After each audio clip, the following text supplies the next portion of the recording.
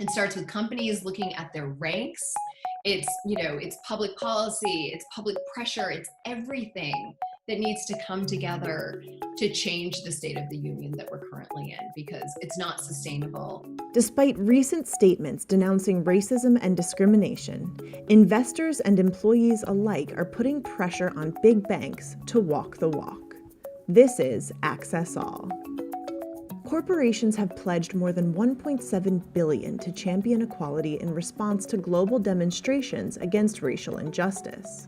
Bank of America alone pledged $1 billion to address economic and racial inequality, the first big bank to vow monetary support. But at the second largest bank in America, Black people held only 5% of 4,197 top-level roles last year, while Latino people held only 4%.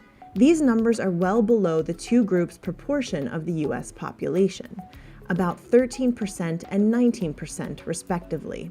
I see all of these companies coming out with platitudes and letters of solidarity to say, we're standing next to, our brothers and sisters. But then you look at the corporate ranks and, it's predominantly white and male.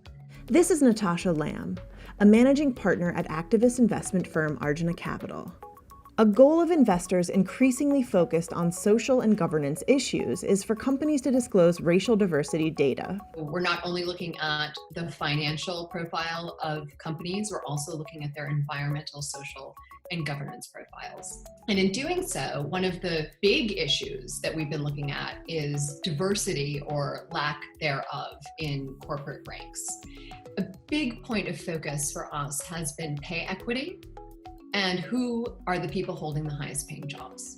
U.S. firms with more than 100 employees already gather data on racial and gender diversity annually for the U.S. Equal Employment Opportunity Commission. However, the data is confidential and companies are not required to publicly release it.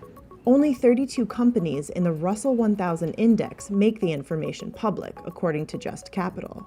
What we know is that transparency, that sunlight is the best disinfectant. And if you disclose, your numbers and you acknowledge that there's a problem, there's something you can do about it, but you have to first say, this is an issue.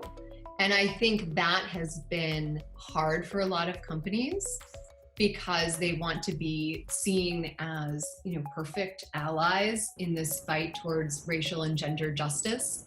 Goldman Sachs CEO David Solomon recently released a statement with new diversity goals. By 2025, the firm wants 7% of its employees with the title Vice President to be Black and 9% Latino professionals. The bank also aims for 40% of its employees with this title to be women. Arjuna Capital has successfully pressed at least one Wall Street bank to disclose current race-related data via shareholder resolutions. Citigroup has published their median pay data broken down by gender and race for 2018 and 2019. This year, Citigroup said that women made 27% less than men on average, and minorities made 94% of the median pay for non-minorities. So we just learned this year, earlier in 2020, that Citigroup has narrowed the gender pay gap by 2 points. They've narrowed the minority pay gap by 1 point.